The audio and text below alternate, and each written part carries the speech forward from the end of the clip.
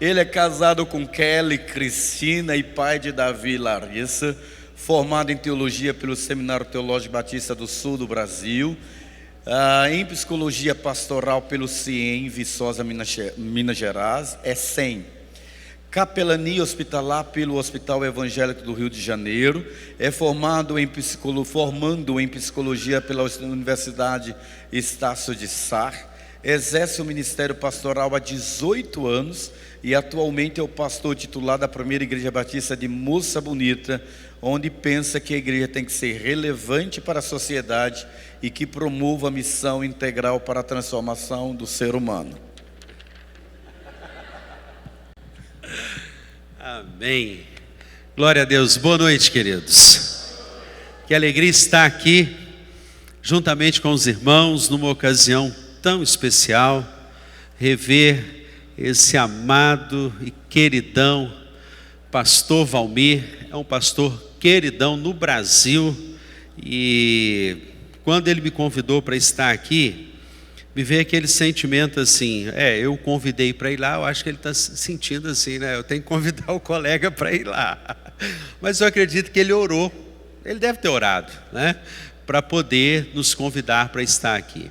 Ele abençoou muito as nossas vidas quando esteve lá, no aniversário da PIB de Moça Bonita, e tem abençoado muito o Brasil. Os irmãos não fazem ideia do pastor que os irmãos têm. O Brasil ama o pastor Valmir. É o queridão. Muito querido mesmo. E uma autoridade também espiritual, né, no nosso meio, nas nossas vidas. A gente o tem como uma referência. E é tão bom a gente ter esses homens, né, que inspiram e que são vasos para a honra e glória do Senhor Jesus. Eu quero, nesses dias, pensar um pouquinho com você sobre exatamente isso, uma igreja sem paredes. Queria que você abrisse a sua Bíblia lá em Atos, capítulo de número 9, verso de número 36. Nós vamos usar hoje esse texto como base. Trago um abraço carinhoso também da PIB de Moça Bonita, da minha esposa, da nossa diretoria da igreja, dos líderes multiplicadores, também do Brasil, no qual nós fazemos parte, dos líderes de pequenos grupos da nossa igreja também. Eu ouvi falar que aqui tem uma pamonha maravilhosa, é isso mesmo, irmãos? Me encomendaram pamonhas, pessoal, eu vou te falar, para eu levar no avião. Eu não sei como é que eu vou arrumar. Dá para levar, né? Eu sei que em Minas Gerais a gente comia uma pamonha com queijo, com goiabada, uma coisa maravilhosa, a doce, né? Tem a salgada também com linguiça. E o pessoal, todo mundo que eu vi aqui me falou sobre calor, né? Eu estou acostumado com calor. Rio de Janeiro é quente, embora eu seja mineiro. Nasci em Uberlândia, lá no Triângulo Mineiro, mas fui novo para Governador Valadares com 9 anos de idade. Cheguei lá, meu pai chegou para pastorear a Igreja Batista da Esperança, na Minas Gerais. Já descobri uma irmã do louvor aqui que conhece a igreja, conhece a Flávia Lopes, o Sadson, que são os nossos ministros lá da igreja, são também de Valadares. Chego para Valadares, minha família, a gente descarregando a mudança. O meu sogro, que eu nem sabia que seria o meu sogro, nos chama para tomar uma limonada e comer uma pamonha na cozinha dele. Mineiro, né? Uai. Então, chamou a gente para comer uma pamonha e tomar limonada. Um calor daquele de palmas, né? De bater palmas, né? E aí eu fui lá para a cozinha, quando eu tinha 9 anos. Meu pai foi, minha família, meu sogro apresenta a família e diz assim: essa é minha filha. Ele não sabia o que ele estava fazendo, né? Tem 9 anos e já sabe fazer angu. eu apaixonei com a moça, eu falei, é com essa que eu vou casar. E o negócio deu certo, gente. Nós vamos fazer 21 anos de casado. Eu só tenho essa carinha de novo mesmo, né? Mas vou fazer 21 anos de casado. E louvo a Deus porque o meu sogro foi um instrumento de Deus para me atrair ao amor. Mas eu estou aqui para falar sobre uma igreja sem paredes. A gente pensa em igreja, e quando a gente pensa em igreja, a gente pensa em estrutura, lugar para se reunir, templo, sala, cadeira, teto. Mas a missão dessa igreja, nós nunca podemos nos esquecer, e o lema dessa igreja, onde a gente ouve falar de igreja Cibapa, a gente ouve essa frase: o nosso negócio é gente. Vamos falar juntos? O nosso negócio é gente. Então vamos ler o texto da palavra de Deus, e no decorrer da palavra vocês vão entender um pouquinho daquilo que Deus colocou no meu coração. Quero confessar que eu relutei muito sobre este texto, perguntava a Deus se era isso mesmo, e tive várias confirmações que o que Deus queria falar nessa noite era neste texto. E eu tenho absoluta certeza que Deus, Ele tem uma palavra para cada coração que está aqui nessa noite. A palavra do Senhor diz assim: havia em Jope uma discípula, por nome Tabita, nome este que traduzido quer dizer Dorcas. Ela era notável pelas boas obras e esmolas que fazia. Até aí, vamos ler até aí, depois nós vamos seguir. Bem, o texto nos fala que havia na cidade de Jope uma discípula. É interessante perceber a maneira como o texto que foi produzido por Lucas, ele faz menção de uma discípula. Os comentaristas chegam a dizer que para ele dizer que era uma discípula, significava dizer que era alguém que havia conhecido a fé, o conhecimento e experimentado acerca de um mestre. Isso é uma discípula, um discípulo, alguém que compreendeu a fé cristã. E no entendimento de até John Calvino, que comenta esse texto muito bem, e ele vai falar justamente sobre a discípula, é alguém que vive a sua fé de forma prática. A ideia que está por detrás aqui é a ideia de alguém que, uma vez que conheceu a fé, passa a vivê-la, passa a segui-la e promove essa fé. Havia na cidade de Jope uma discípula. E é interessante que a menção que se faz acerca dessa mulher é que era uma mulher notável em boas obras. A característica de Dorcas, aqui tida como Tabita, traduzida Dorcas, ela era uma mulher notável em boas obras e pelas esmolas que ela dava. A Bíblia faz menção sobre essa mulher, e a pergunta que nasce aqui é que o que vem a ser essa pessoa que é notável em boas obras?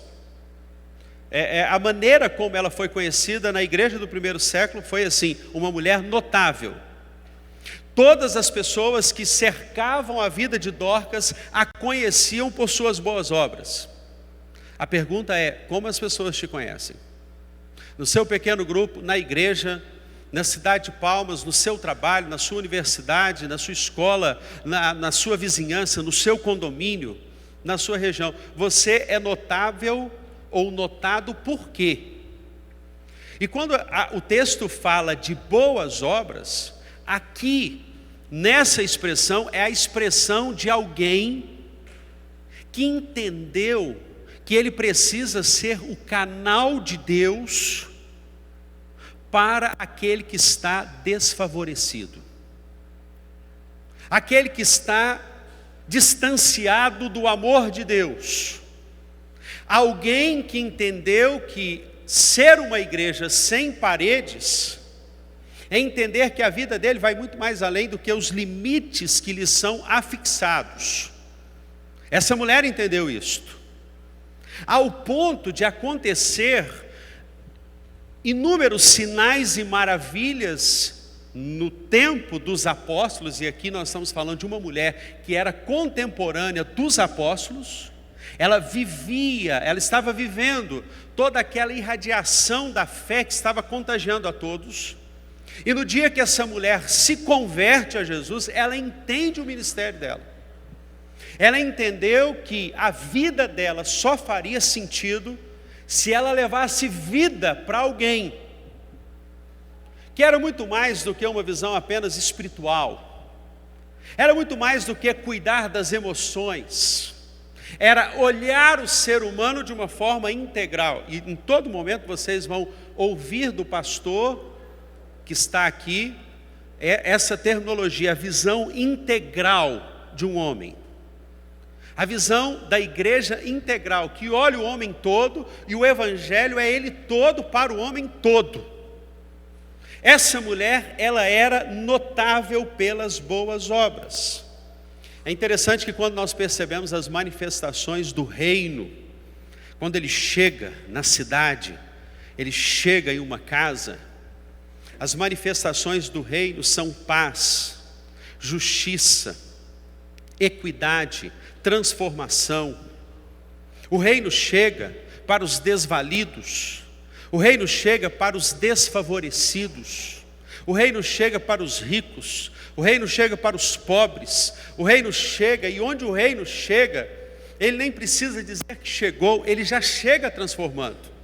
A realidade dessa mulher é a realidade de uma mulher que se coloca como aquele que todos os dias acorda e vai perguntar para Deus a seguinte pergunta: quem, por tua providência divina, o Senhor vai colocar no meu caminho, para que eu seja a tua voz, a tua esperança, a tua vida, o teu consolo, a tua paz. Aquele que tem um encontro com Jesus é como Dorcas. Ele experimenta a fé e torna a fé algo prático. A gente canta, a gente adora, mas o grande dilema da igreja de Cristo Jesus é traduzir aquilo que nós cantamos e materializar no sentido de concretizar a fé.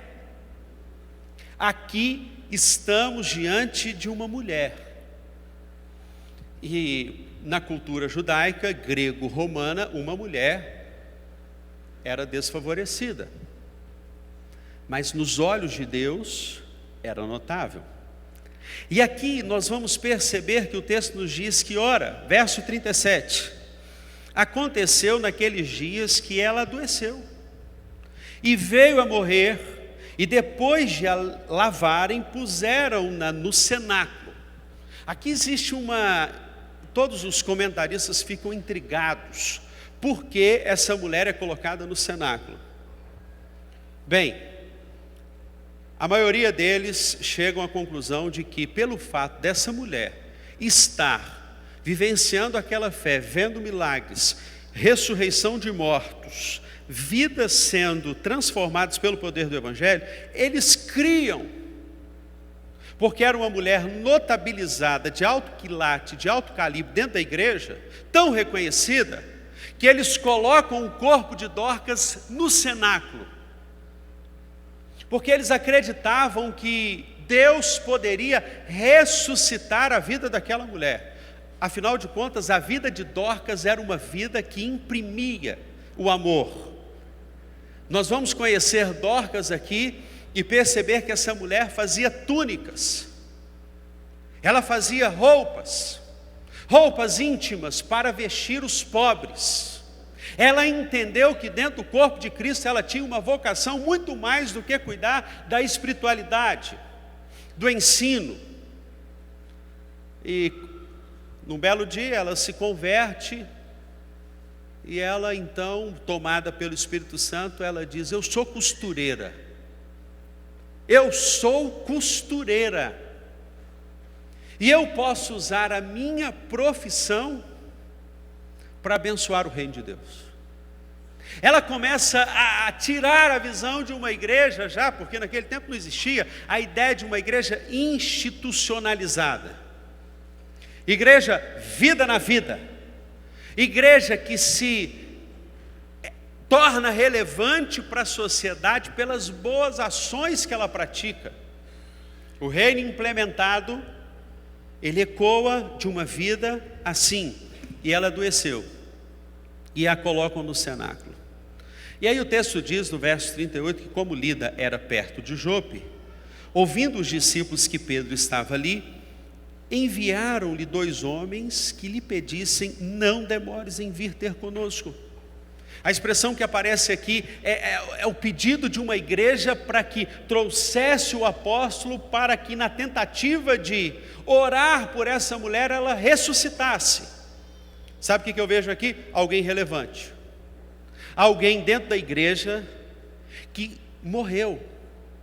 E a igreja percebeu que essa mulher, por ela ter morrido, ela fez falta a uma comunidade inteira. O fato dessa mulher já não estar viva, presente no corpo de Cristo, ela deixaria muitas desesperadas, porque ela era um instrumento de Deus ali. E aí a gente precisa perguntar o que vai ser dito sobre cada um de nós no dia da nossa morte, porque a nossa vida é como um sopro. Você já parou para pensar nisso? O que vai ser dito sobre a sua vida no dia da morte? O seu epitáfio? Essa mulher era notável pelas boas obras e esmolas que dava. E aí Deus lhe pergunta nessa noite: você vai ser conhecido por quê? Por ser um frequentador da igreja? Alguém pode dizer assim: ele foi um líder de pequenos grupos, sentava à esquerda, porque a igreja é assim, a gente já sabe onde as pessoas sentam, a gente já tem os nossos lugares, né? Se eu ficar aqui um mês, eu já sei onde todo mundo senta. Você senta sempre ali, você aqui, e a gente acostuma, né? Esse é o meu cantinho, eu gosto de sentar à frente, eu já sento lá atrás. Mas essa mulher não. Ela não era alguém que ocupava uma cadeira na igreja, era alguém que fazia diferença. Você consegue perceber que existe aqui no aspecto de alguém dentro do corpo de Cristo que fez falta? E o texto diz que Pedro então atendeu, verso de número 39. E foi com eles, tendo chegado, conduziram-no para o cenáculo, e todas as viúvas o cercaram, chorando e mostrando-lhe túnicas e vestidos que Dorcas fizera enquanto estava com elas. É mais ou menos assim. A igreja sem paredes aqui foi uma igreja que se apresentou na perda de uma pessoa, apresentando todas as boas obras. Essas mulheres chegaram para cercar Pedro e disseram aqui: está nas nossas mãos, aqui as boas obras que Dorcas praticou, está aqui. Essa mulher se colocou como instrumento para cuidar dos despossuídos, os desalentados, os que estão à margem. Com compaixão e graça, essa mulher se apresentou a nós, e eis aqui as obras dela. As obras de Dorcas estão aqui, e elas se apresentam chorando. E eu fico imaginando ali dois personagens neste texto muito importantes. Um, Pedro, que o texto vai dizer agora que ele vai orar. Alguém que entendeu a sua vocação dentro do corpo de Cristo, que não fez seminário para expulsar demônios, não fez seminário de oração, de intercessão, caminhou com o mestre. A caminhada de Pedro com o mestre fez toda a diferença. Ele aprendeu na escola da sabedoria com o mestre. Demorou um pouquinho para Pedro aprender, mas ele aprendeu. Impulsivo, difícil, ansioso, precipitado. A gente conhece muitas características de Pedro. E eu sei que nessa noite tem muito Pedrão aqui que Deus está trabalhando, está quebrando, está transformando esse ímpeto, a mansidão, o domínio próprio, essa capacidade do Espírito Santo gerir a nossa vida. E esse Pedro é o Pedro transformado que agora vai orar. E fala assim, todo mundo sai daqui, fez igual Jesus fez, muitos milagres. Todo mundo dá licença, agora eu quero o meu a sós aqui. E o texto diz que ele vai orar, põe-se de joelhos, volta para o corpo e diz, Tabita, levanta-te. Ela abriu os olhos e vendo a Pedro sentou-se. Dois personagens muito interessantes. Um que entendeu que ele não seria mais pescador, e sim agora pescador de homens, e ele estava em Lida, uma cidade muito próxima de Jope, e atendendo o chamado se apresentou também, e agora Dorcas, que ressuscita. A vida de Dorcas falava àquela comunidade, os feitos dela não tinham paredes que poderiam impedir, nem mesmo, queridos, a morte de Dorcas impediu que os feitos dela continuassem ecoando na igreja. Você faz ideia do que é isso para a sua vida espiritual? Você pode fazer ideia do que significa isso traduzido para você e o seu PGM? Para você e essa igreja aqui, que já tem sido uma igreja relevante para a sociedade de Palmas? Agora você imagina alguém que entendeu que aquilo que está nas suas mãos, ele não tem prata, não tem ouro, mas aquilo que tem, ele dá, como Pedro vai dizer no outro momento, no próprio livro de Atos, capítulo de número 3. A vida dadivosa, a vida que se entrega, a vida que se torna alento para os coxos, ressurreição para os mortos, vista aos cegos, movimento para os paralíticos, cura para os leprosos, aquele que alivia o sofrimento de gente como a gente que está à margem e está distante do reino de Cristo. E aí eu fico pensando na revolução que Deus vai fazer através da vida dessa igreja nos próximos 2 anos. Quando a igreja entender ainda mais, e a matéria de estudo mesmo, de oração, para a gente entender ainda mais o nosso chamado, a nossa vocação para a cidade de Palmas. A gente entender como igreja que essa igreja tem um potencial, que está sentado nessas cadeiras, e também daqueles que não estão aqui hoje, mas que fazem parte do corpo de Cristo, potencial gigantesco, potencial de gente que entende que o reino, a igreja sem paredes, então ela tem algumas características. Vive o reino de Deus demonstrando compromisso com a obra. É alguém que entendeu o seguinte: eu tenho em casa agulha e tenho uma linha. Esse é o que eu tenho. Então, se eu tenho agulha e tenho linha, eu posso transformar a vida de gente, de pessoas. Esse é o que eu tenho. Eu sei que tem gente aqui que tem os diversos cursos, só de olhar uma cidade universitária, assim que eu pousei na cidade de Palmas, o pastor Valmir foi me buscar, eu já pude ver. Ele foi falando, Universidade Católica ali, Universidade aqui, Federal, falou do Palácio, foi falando.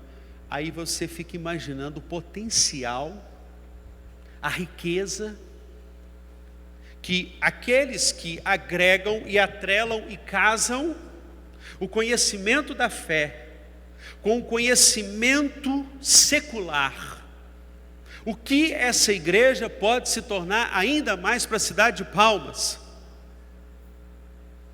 Alguém que entende que o seu compromisso com o reino, essa é Dorcas, ela entende que o seu compromisso com Deus vai muito mais além do que a sua espiritualidade. Isso é para você entender, nessa noite, que Deus, Ele vê assim, Ele olha para você e Ele o vê como um ser totalmente integral. E eu declaro nessa noite que Ele vai usar os seus talentos, os seus dons, os seus dotes, a sua agulha, a sua linha, a sua capacidade de usar uma dádiva, um talento que você tem para colocar nas mãos de Deus e ser essa voz para todos estes que estão carentes da graça do Senhor Jesus na cidade de Palmas. Quando eu fui pesquisar um pouquinho sobre a cidade de Palmas, eu descobri que ainda há pessoas aqui que estão numa condição desfavorável nessa cidade, porque toda cidade tem. Se você fizer um mapeamento dos bairros de Palmas, você vai descobrir muita carência. E assim, num estudo muito superficial, você descobre pobreza na cidade de Palmas. Você descobre que tem gente que está cozinhando com carvão e com lenha porque não tem a chance de comprar um gás, que depende dos recursos do SUS para poder viver. E fila do SUS você já viu como é que é, né, meu irmão?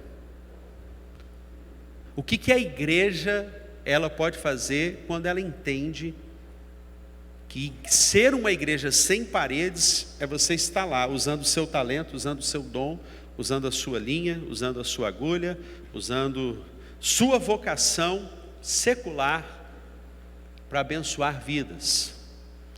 Segundo, a gente entende que viver o reino de Deus para ser uma influência positiva para o próximo. Está aqui uma mulher diante de nós que entendeu que a sua vida precisava ser uma influência positiva para o próximo. E quando essa mulher morre, não é aquela história da irmã mais antiga da igreja, que era a mulher da oração. Era gente que fazia. Não era gente que falava, era gente que colocava a mão na massa para vestir pessoas. Eu me lembro de uma experiência que nós tivemos no nosso ministério, em Moça Bonita, de olhar um potencial gigantesco de um professor de educação física por nome Rodrigo. Eu vou mostrar alguns slides aqui do trabalho que ele faz. E olhava assim e falava, poxa, mas quantos profissionais aqui? Essa quadra da igreja, o pastor Valmir viu lá uma quadra imensa, sendo usada para guardar carro, sendo usada para ser um estacionamento. Chamei o Rodrigo, chamei a esposa dele, Carla, e nós começamos um processo discipulador de disseminar uma visão integral através do esporte. Como que aquele que é um professor de educação física, uma vez que ele entende o seu chamado, a sua linha e a sua agulha, ele professor de educação física, como que ele poderia enlarguecer a visão da igreja através de um trabalho de esportes. Começamos a orar, fomos disseminando visão, missão, discipulando o Rodrigo, dando os passos de uma vida discipular para ele, cuidando dele, e nisso implementando a visão de pequenos grupos na igreja, que era uma igreja totalmente institucionalizada. A PIB de Moça Bonita era uma igreja forte já na instituição. Só abrindo parênteses, a igreja de Moça Bonita é uma igreja que foi conhecida no Brasil por causa das capelas mortuárias. As pessoas da comunidade do Rio de Janeiro, principalmente de Bangu, Realengo, Padre Miguel levam os corpos para serem velados lá de graça. E essa foi uma visão do pastor Elton Rangel, que teve essa visão. Construiu 3 capelas e a comunidade vai lá e vela os corpos. Só que quem pode realizar o culto são os capelães. Nós temos 12 capelães que fazem os cultos e celebram esses cultos, só que quem vela o corpo assina esse contrato, que quem pode realizar o culto é apenas o capelão, e eles participam de um culto em memória a cada 3 meses, e o nome da pessoa é lido no dia do culto, da pessoa que faleceu, a família é convidada, ela vem, participa do culto, a gente lança a isca, eles vêm, a gente prega a palavra, eles se convertem. Há dias lá do culto em memória que há 16 conversões no culto. Teve um dia que eu pregando no culto em memória, 22 conversões. Eu perguntei de novo, você está ciente que você está conversão, você está entregando a sua vida para Jesus? Aquelas 22 pessoas levantaram a mão, estou me rendendo a Cristo Jesus.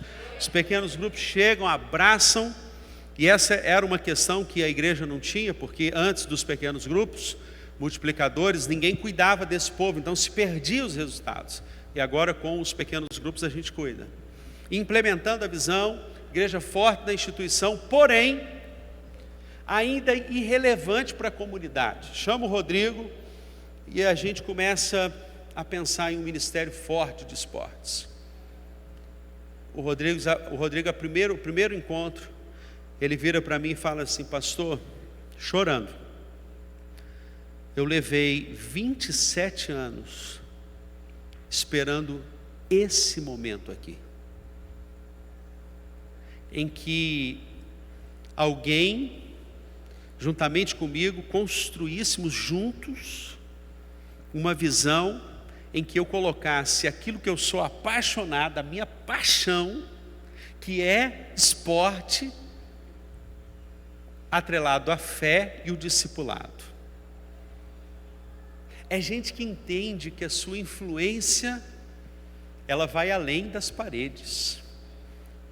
E a gente pode ter o talento que for, você pode ser formado em advocacia, você pode ser formado em psicologia, você pode ser professora, você pode ser cozinheira, a melhor cozinheira de Palmas.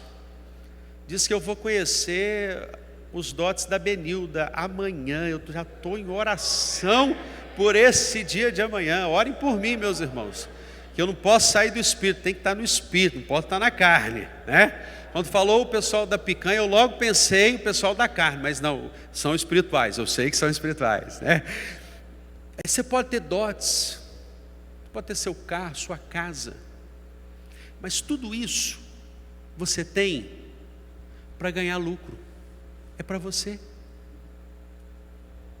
Você pode ter a melhor formação, mas você usa todos esses talentos para o bem. O máximo que você faz é tirar a 10ª parte, que eu ouvi falar que aqui todo mundo é fiel nos dízimos e nas ofertas, louvado seja o nome do Senhor por isso também, né? Os que não são vão ser a partir de hoje, e mês que vem nós vamos ver a diferença da fidelidade desse povo aqui, que não negocia valores com Deus. O máximo que você faz é pegar a 10ª parte, vem ao gasofilar e se entrega. Você usa os seus talentos somente para enriquecer-se, se apropriar dos seus dotes para você. Aí eu fico pensando, se você pegar esse dote, pastor, eu não sei nada, eu sei informática, eu estudei administração, e você pegar esse curso que você tem, e você pegar um menino que você vai orar, um adolescente, um jovem, e você realizar, imagina a revolução que vai acontecer na igreja de Palmas, você pegar isso que você sabe e começar a traduzir isso para aplicar na vida de uma pessoa. Mas você não vai cobrar, você vai fazer de graça. Sabe por quê? A gente faz muita coisa cobrando. A gente divide a nossa vida, igreja, templo, pequeno grupo, adoração, parte religiosa da vida. A gente até chama vida secular. Eu estou aqui para lhe dizer que não existe essa diferença entre vida secular e vida espiritual. A sua vida é uma integralidade. Louvado seja o nome do Senhor. E Deus vai usar tudo que você tem, tudo que você sabe, para desembocar. Sabe que uma coisa que eu aprendi? O vaso de honra, que é o que nós mais almejamos ser, um depositário da glória e da graça do nosso Deus. Só podemos ser um depositário se aquilo que recebemos for derramado na vida de alguém. Eu te pergunto nessa noite, o que Deus te deu, você está derramando na vida de quem? O que você recebe de conhecimento, informática, inglês, francês. Quando eu cheguei em Moça Bonita, eu vi aquele potencial. Falei assim, gente, nós estamos numa comunidade, aqui nós estamos cercados de comunidades, é a realidade do Rio de Janeiro, cercados de comunidades. O que eu posso? Muitas vezes eu fiz como Pedro, eu preciso do meu assócio com Deus para chorar, para falar com Deus. Deus, como que essa igreja pode ser relevante para a cidade do Rio de Janeiro, para Padre Miguel, muito mais do que capela? A pessoa vem e velou lá, mas e aí? Tudo bem, é uma parte de assistencialismo muito boa, mas nós vamos parar aí. Eu olhava aqueles jovens, a gente falava sobre vocação, sobre descobrir a profissão, mas num dia, orando, Deus me falou assim, planta aqui um pré-vestibular comunitário. Vai cobrar nada deles. Olha para o seu rebanho, Deus me falou nitidamente isso. Olha para o seu rebanho e veja, você tem um engenheiro aqui, você tem um professor de letras, formado em letras ali, professor de português, de redação, você tem professor de matemática aqui, você tem tudo aqui, só que você não está utilizando nada disso. Faz um projeto bacana para mudar a vida de alguém. Isso é o que Dorcas entendeu e é o que você precisa entender. Quando você entende que ser uma igreja sem paredes é não desassociar, desintegrar a sua vida que é inteira. O que eu sou? Eu sou um missionário de Jesus e nas horas vagas eu sou advogado. Sou um missionário de Jesus, nas horas vagas eu sou um psicólogo. Eu sou um missionário de Jesus, mas eu estou travestido de cozinheira. Mas eu vou usar o meu talento, o meu dom, para abençoar a vida de alguém. A minha sogra ficou viúva do primeiro marido, com 24 anos, com 5 filhos. E ela orou a Deus e falou, o que eu vou fazer? Alguém se identifica com a minha sogra aqui nessa noite? Graças a Deus não, né? Não ficou viúva tão nova com 5 filhos. Ela orou a Deus, da cidade de Governador Valadares. Quando você ora, você crê no poder da oração, meu irmão? Quando você ora, coisas extraordinárias, fora do ordinário acontecem. Ela orou. Ela abriu os olhos, ela estava no meio da rua, ela orou. Ela viu uma receita de bala delícia, aquela bala de coco, sabe? Uma delícia mesmo, a bala de coco de aniversário. Ela viu aquela receita, pegou a receita. Naquela época, Valadares, ninguém muito sabia fazer daquela bala, nem era muito conhecida. Ela aprendeu a receita. E ela sempre gosta de ressaltar, do puro leite de coco. Não é aquele coco que eu compro no supermercado, é o puro leite de coco. Ela pegou aquela receita e começou a sustentar a família dela. Aos poucos, ela estava montando a companhia dela, ensinando pessoas, que ela falou, eu orei, Deus me deu, eu vou reter? É ruim, hein? Eu tenho compromisso com o meu Deus, e eu vou ser influência na vida de alguém. E ela começou a ensinar pessoas a receita da bala delícia. E assim como ela sustentou 5 filhos com bala delícia, ela ensinou uma profissão a alguém. Num dia eu estava olhando lá, uma irmã na igreja, a irmã faz laço muito bem, sabe fazer laço. Vamos montar aqui na igreja um espaço para a gente ensinar essa garotada, essas meninas a fazer laço.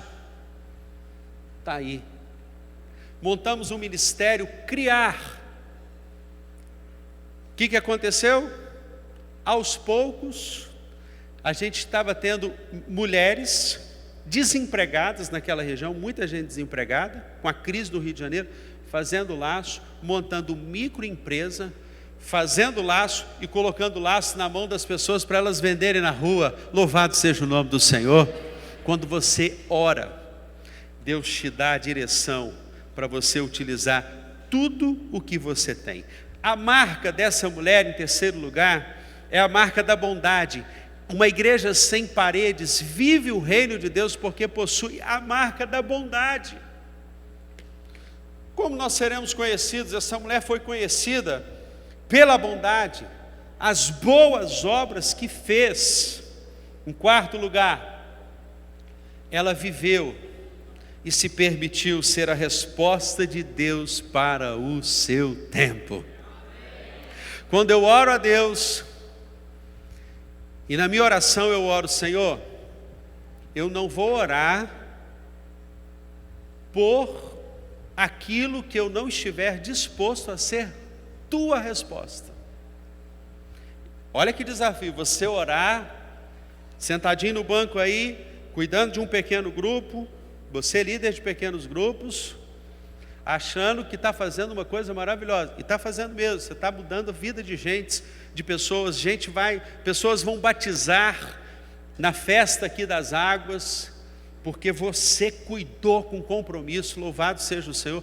Mas o quanto, através dessa visão, a gente pode ampliar e levar os nossos pequenos grupos nos atos de bondade, serem despertados para uma revolução do amor acontecer nesse lugar.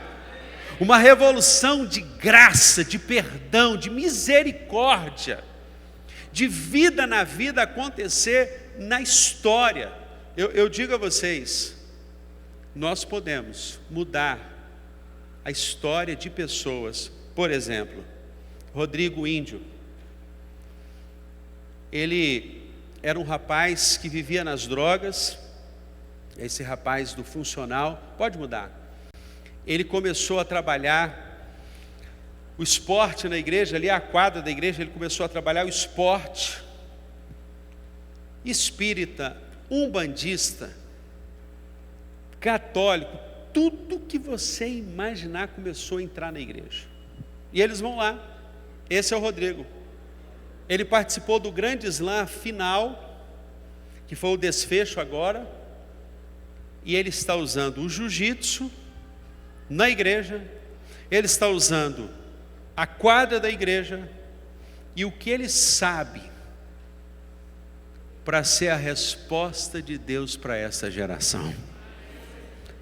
E quando eu vejo o Rodrigo, que era um jovem totalmente descomprometido com Deus, que não conhecia Deus, que não tinha a vida em Deus, e por muito tempo ele sentou ali, cruzou os braços, como o queridão ali está, e perguntava para Deus: o que eu vou fazer da minha vida? Aqui, o que eu posso fazer? Ele descobriu isso. Mais adiante, a gente descobre gente como muitas pessoas, como Raquel e Tati, que descobriu através do artesanato, sem cobrar nada, que o que ela tem nas mãos, ela vai abençoar. Pode passar. Nós descobrimos que a igreja, ela distribuía cestas básicas, só que ninguém era mudado, porque cesta básica, irmãos, não muda a vida de ninguém, mas ajuda. Mas uma coisa que eu descobri, e moça bonita, eu não sei se é o caso aqui, a gente começou a preparar a igreja para o acolhimento, para ser uma igreja acolhedora, discipuladora e multiplicadora. Porém, os pobres, desvalidos, tinham resistência de entrar na igreja.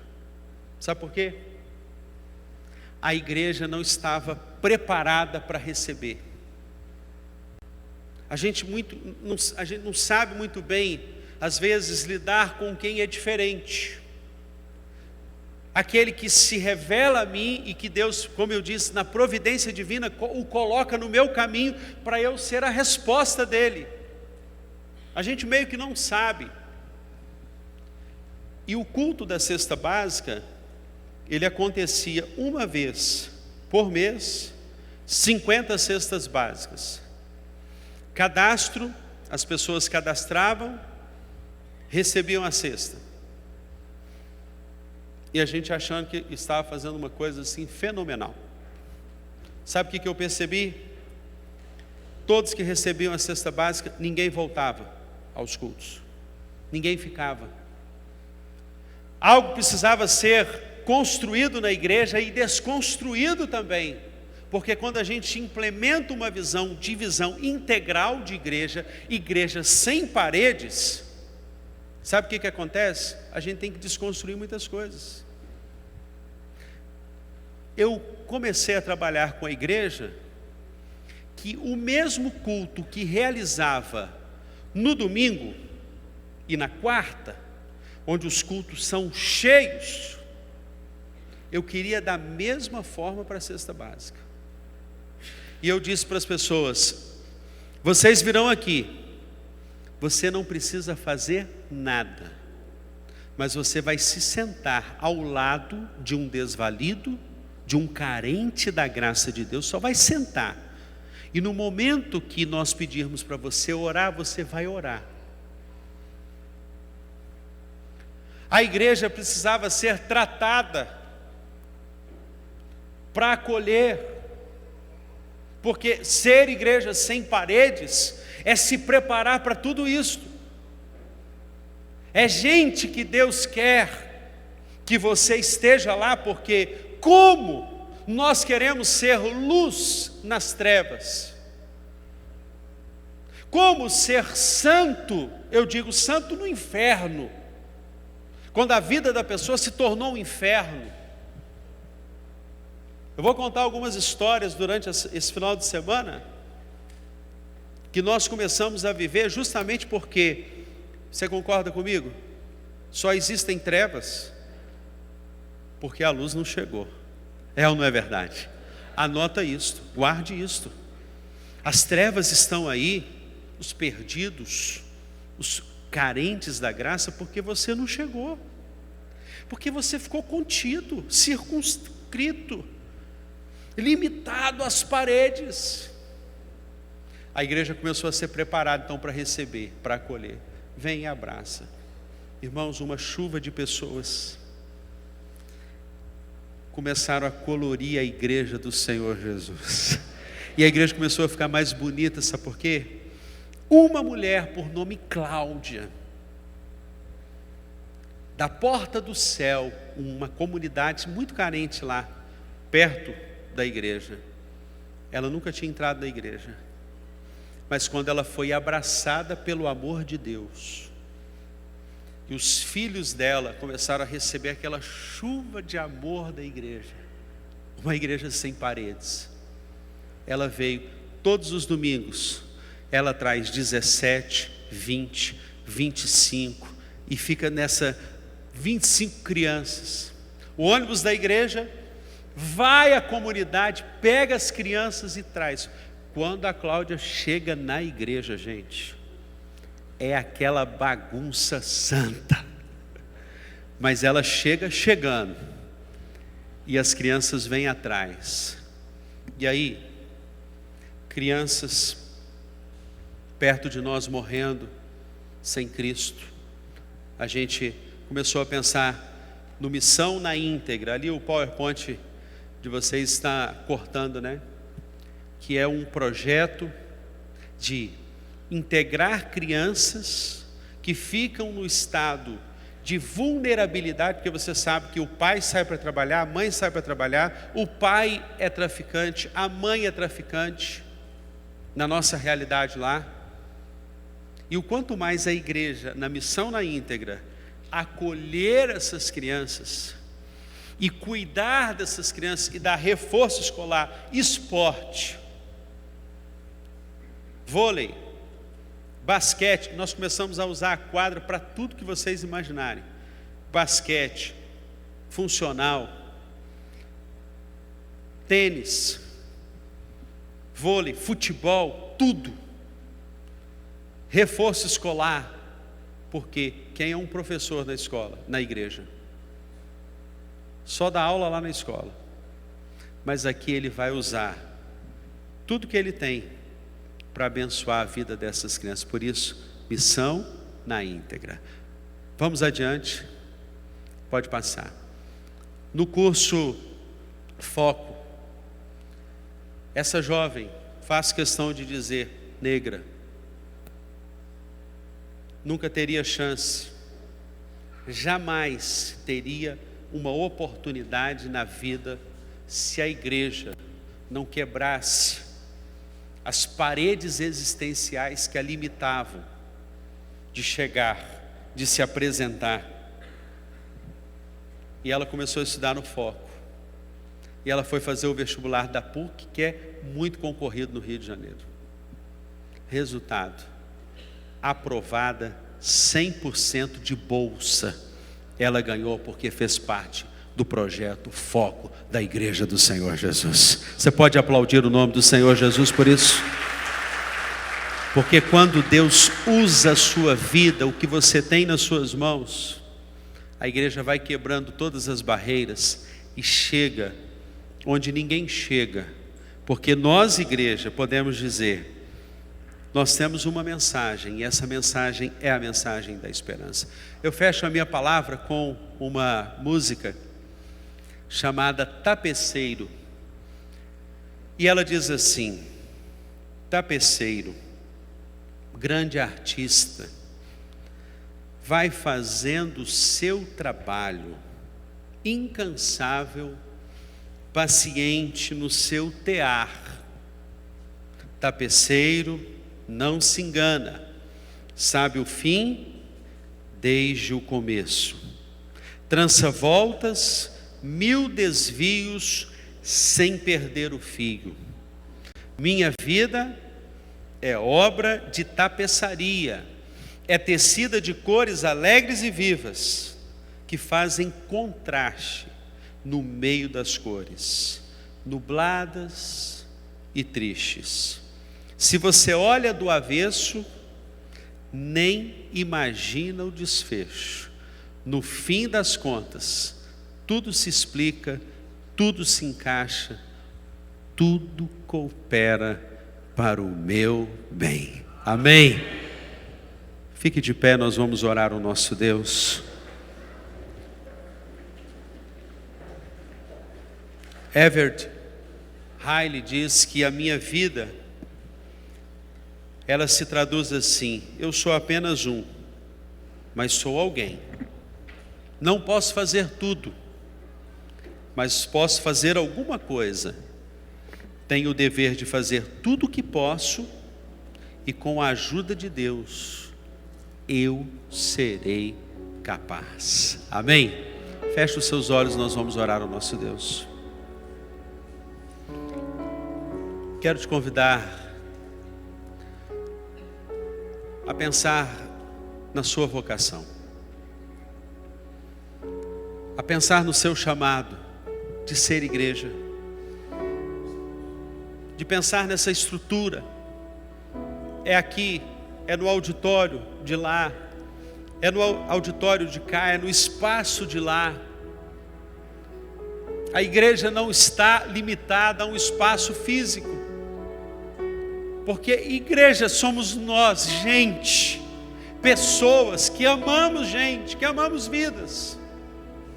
E somos uma igreja multiplicadora, louvado seja o nome do Senhor. Somos uma igreja que tem desbaratado o inferno, despovoado o inferno e povoado os céus. Louvado seja o nome do Senhor.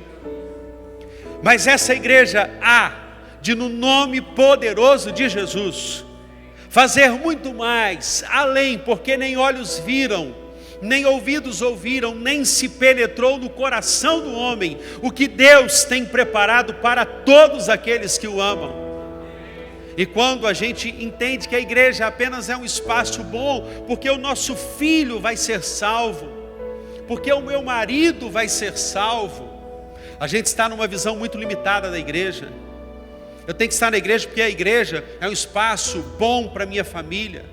Essa é uma visão de alguém que é amante de si mesmo, mas alguém que ama a Deus como Dorcas.